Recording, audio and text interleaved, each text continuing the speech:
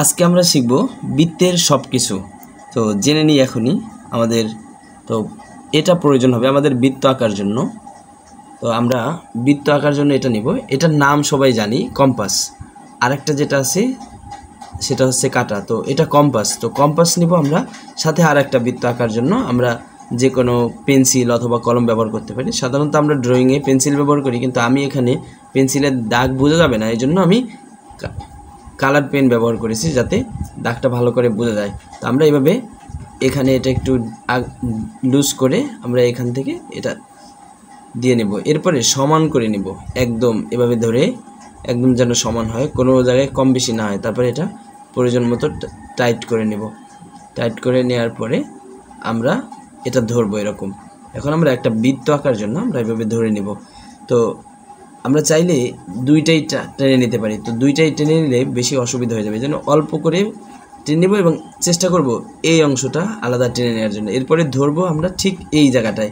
কখনো আমরা এই জায়গায় কিংবা এই জায়গায় ধরে এভাবে দাগ দেব না, কারণ তাহলে আমাদের বৃত্তটা ঠিকভাবে হবে না, গোলাকৃতির একটু কম বেশি হয়ে যাবে। তাহলে আমরা দাগ দেব হচ্ছে ঠিক এইখানে ধরে।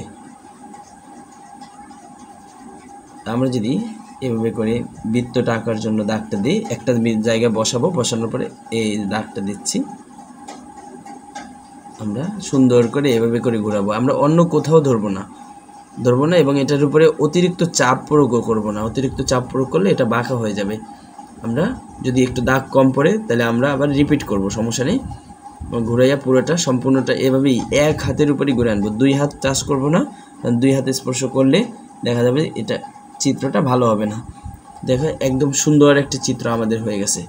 এখন যেই বিন্দুকে কেন্দ্র করে আমরা এই বৃত্তটা আঁকলাম সেই বিন্দুটার নাম হচ্ছে কেন্দ্র, কারণ এই বিন্দুকে কেন্দ্র করে এই বৃত্ত এঁকেছি। আমরা সবাই বৃত্তের সংজ্ঞা পারি। বৃত্ত একটি আবদ্ধ বক্ররেখা যার কেন্দ্র থেকে সবগুলো বিন্দুর দূরত্ব সমান। তাহলে কেন্দ্র কাকে বলে? এখন বৃত্তের মধ্যবিন্দু। তো এখন আমরা যদি এখানে বৃত্ত থেকে আমরা এখানে যদি আঁকতে চাই, আমাদের যে বৃত্তের প্রয়োজনীয় যে বিষয়গুলো সেগুলো আমরা সহজেই এখান থেকে শিখে নিব।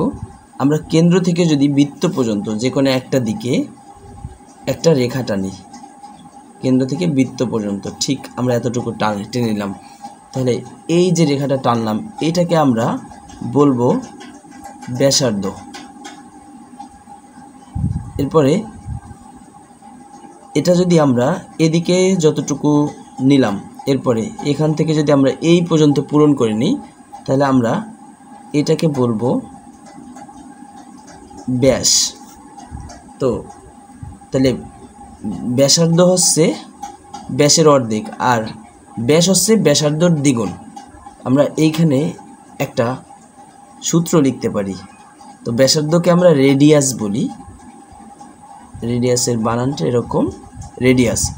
তো রেডিয়াসকে আর দ্বারা প্রকাশ করি, যেহেতু এটা রেডিয়াস এজন্য এটাকে আর দ্বারা প্রকাশ করি।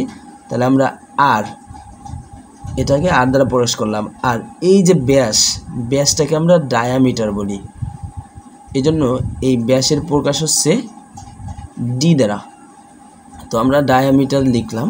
তো এটার প্রকাশ সাধারণত ছোট হাতের ডি লেখা হয়, তবে বড় হাতের ডি দ্বারাও প্রকাশ করা হয়। তো আমরা সাধারণত ছোট হাতের ডি লিখি। তো লিখলাম এই দুইটার মধ্যে সম্পর্ক হচ্ছে আর, মানে ব্যাসার্ধ হচ্ছে ব্যাস যেটা তার অর্ধেক, মানে আমরা 2 দ্বারা ভাগ করলেই আমরা ব্যাসার্ধ পেয়ে যাব। আমরা দেখলাম তাহলে ব্যাস পেলাম আর ব্যাসার্ধ পেলাম। আমরা যদি এখান থেকে লিখে দিই এটা হচ্ছে ব্যাস, লিখলাম। এখন আমাদের আরও কিছু বিষয় আছে। আমরা তো এই যে দুইটা বিন্দু যোগ করেছি, এখানে একটা বিন্দু এখানে একটা বিন্দু যোগ হয়েছে, এটাকে আমরা ব্যাস বলতেছি।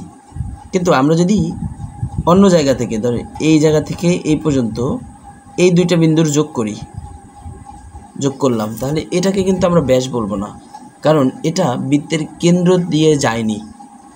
তাহলে আমরা এটাকে কি বলবো? এটাকে বলবো হচ্ছে জ্যা।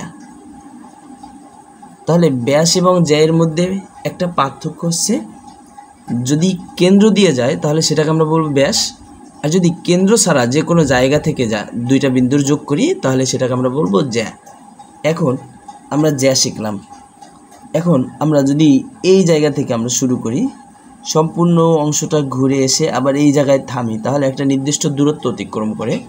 আমি এই জায়গাতে লিখি, এখান থেকে শুরু করে এই দিক থেকে পুরোটা ঘুরে এসে এখানে থামলাম, তাহলে সম্পূর্ণ দূরত্ব অতিক্রম করলাম। আমরা বৃত্তের ক্ষেত্রে এই দূরত্বটাকে পরিধি নামকরণ করে থাকি, আমরা এটাকে বলি পরিধি। পরিধি নির্ণয়ের জন্য আমরা এখানে একটু খেয়াল করি, ব্যাসার্ধকে আমরা আর দ্বারা প্রকাশ করি, এটা আর।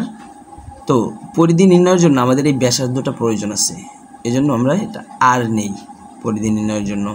এখন তো আর নিলাম, আর নেওয়ার পরে এখন সম্পূর্ণ বৃত্তের এই বিন্দু থেকে এই বিন্দু পর্যন্ত দূরত্বটা আর এর দ্বিগুণ, তার মানে আমরা 2r লিখলাম। এখন যেহেতু এটা বক্ররেখা, পুরোটা বাঁকা, এই জন্য পরিধিটা আমরা সরাসরি পরিমাপ করতে পারবো না, এজন্য একটা পাই নিতে হয় আমাদের। আর পাইয়ের মানটা আমরা সবাই মোটামুটি জানি 3.14। আরও বিস্তারিত আছে, তবে আমরা শুধু হিসাবের সুবিধার জন্য এতটুকুই লিখে থাকি 3.14। তো এটা মূলত 22/7 মানে 22/7, এটাকে ভাগ করলে যা হয়, কিন্তু এটাকে ভাগ করলে আরও হয়, কিন্তু আমরা সাধারণত হিসাবের সুবিধার জন্য 3.14 এতটুকুই লিখি। তো এই হচ্ছে পরিধি। এখন আমরা এই যে সম্পূর্ণ জায়গাটা দখল করলো, এই এখন আসি বৃত্তের ক্ষেত্রফল। বৃত্তটি যতটুকু জায়গা জুড়ে আছে, এখন আসি বৃত্তের ক্ষেত্রফল। বৃত্তটি যতটুকু জায়গা জুড়ে আছে তার ক্ষেত্রফল নির্ণয়ের জন্য আমরা প্রথমে ক্ষেত্রফল লিখলাম। তো ক্ষেত্রফল নির্ণয়ের জন্য আমাদের যে কেন্দ্র থেকে বৃত্ত পর্যন্ত দূরত্ব, সেটাকে আমরা ব্যাসার্ধ বলি। তো এই ব্যাসার্ধকে আর দ্বারা প্রকাশ করি, তাহলে আমাদের একটা আর লিখব। এখন আর তো অনেকগুলো এখানে আঁকা যায়, এখানে আঁকা যায়, এই জন্য আমরা আর একটা নিলাম, তারপরে দুইটা আর নেব। তো এই আর সবগুলোর গুণফল হবে, তা আমরা লিখলাম গুণফল। এবং এটা যেহেতু বক্ররেখা, এজন্য তাহলে বক্ররেখার জন্য আমরা পাই গুণ করব, তাহলে আমাদের আসে হচ্ছে পাই, আর আর আর আর এর বর্গ করলে হয় আর স্কোয়ার। মানে সবগুলো ক্ষেত্রফল নির্ণয়ের ক্ষেত্রে আমাদের ওই যে দৈর্ঘ্য প্রস্থ গুণ করি, এখানে হচ্ছে বৃত্তের ক্ষেত্রে তো আর এটা করা যায় না, এই জন্য এখানে এই ব্যাসার্ধর বর্গ হয়, ব্যাসার্ধ গুণ ব্যাসার্ধ এটা করি। এরপরে আমাদের আছে বৃত্তচাপ। তো আমরা যদি এখান থেকে এই পর্যন্ত নেই, অথবা এই জায়গা থেকে ঠিক এই পর্যন্ত নিই, অথবা এই জায়গা থেকে এই পর্যন্ত, অথবা এই জায়গা থেকে এই পর্যন্ত অংশটুকু কেটে নিই, তাহলে বৃত্তের একটা চাপ হয়, তাহলে সেটাকে আমরা বলি বৃত্তচাপ। এরপরে আসি আমরা অর্ধবৃত্ত। তো আমরা যদি বৃত্তের এই অংশটা বাদ দিয়ে দিই, ধরি যে এই অংশটা আলাদা, তো চাঁদের ক্ষেত্রে এরকম হয়, 7-8 দিন পরে দেখা যায় যে অর্ধেক চাঁদ দেখা যায়। তো আমরা সেক্ষেত্রে এটা নেই, তো উপরের অংশ অথবা উপরের অংশ বাদ দিয়ে আমরা নিচের অংশটা নেই, সেক্ষেত্রে দেখতে পাই আমরা যে এখানে বৃত্তের মোট পরিধি হচ্ছে 2πr। তো 2πr এর অর্ধেক কত হবে, তাহলে 2 দ্বারা ভাগ করে দিলে আমাদের অর্ধেক হয়। এখন 2 দ্বারা ভাগ করে দিলে 2 আর এই 2 কাটা যায়, তাহলে থাকতেছে হচ্ছে πr। তাহলে অর্ধবৃত্তের পরিধি হচ্ছে আমাদের কত, πr। আমরা সহজেই শিখে ফেললাম বৃত্তের যাবতীয় সব কিছু। তো কারো যদি কোনো অংশে বুঝতে অসুবিধা হয় তাহলে অবশ্যই কমেন্ট করতে বলবে না। তো এতক্ষণ কষ্ট করে ভিডিওটি দেখার জন্য ধন্যবাদ। ভালো থাকবে সবাই, আল্লাহ হাফেজ।